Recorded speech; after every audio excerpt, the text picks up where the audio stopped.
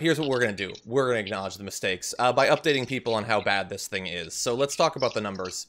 At least 1,252 new coronavirus deaths and about 54,000 new cases were reported in the US just yesterday. Over the past week, there have been an average of nearly 57,000 cases per day, a decrease of 14% from the average 2 weeks earlier. So those apocalyptic numbers are actually a bit of an improvement over 2 weeks ago.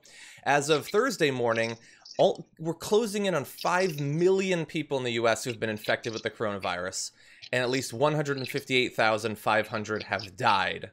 And to give an idea of the current spread, it is now heavily clustered towards the south. Obviously, California still has some, and there are infections, you know, in the entire eastern half of the US, but the worst is sort of spreading through Texas, through down along the coast to Florida, and you can see a little bit in the like sort of mid-east, you know, the upper south as well. And so, yeah, there are mistakes. There are a few mistakes. Trump country too. Pay attention. It is. To where you see governors like Kemp in Georgia who said, you know, we can open and it's important to open the economy, and look at what Georgia's doing. DeSantis in Florida and all that he said to reopen the economy, you know, and it's so dangerous what they are doing because people listen to them. They trust them. They believe that the people that they elected have their best interest at heart, and what they don't, right? And you can see this through all of the activity that we see in our community and the spread that's taking place around the country.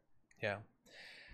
The whole thing is just so, like, you know, we've probably talked about it on every show for the past 5 months, this thing, and so many times we've gone over these numbers and just assumed that at some point a threshold has to be reached where they'll start to take it seriously.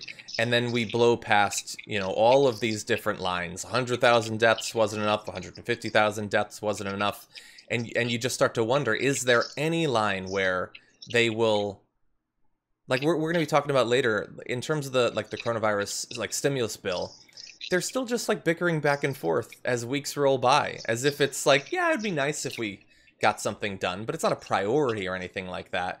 It's just mind-blowing, the complete and utter failure of our government. So think about this, though. Of the 100 United States senators, the vast majority of them are rich white men, okay?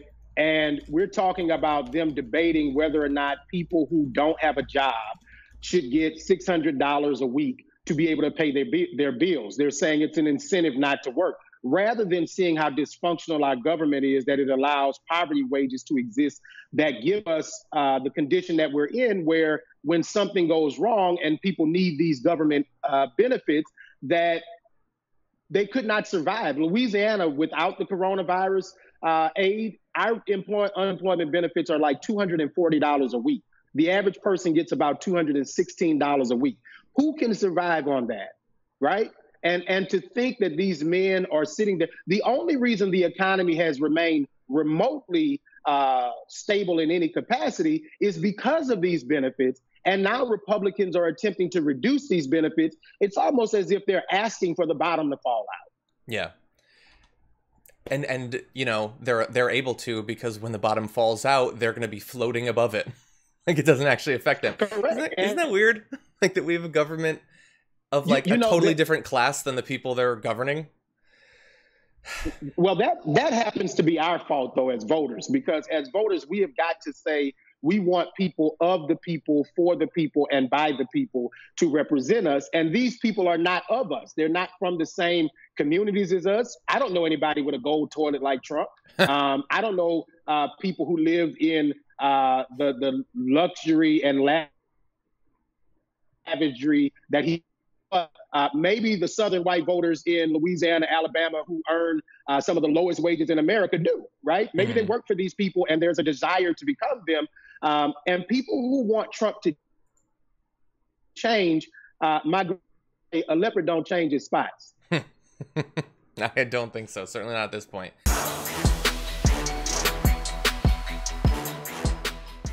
Check out the Damage Report podcast each day, wherever you get your podcasts, whether Pocket Casts or Stitcher or iTunes.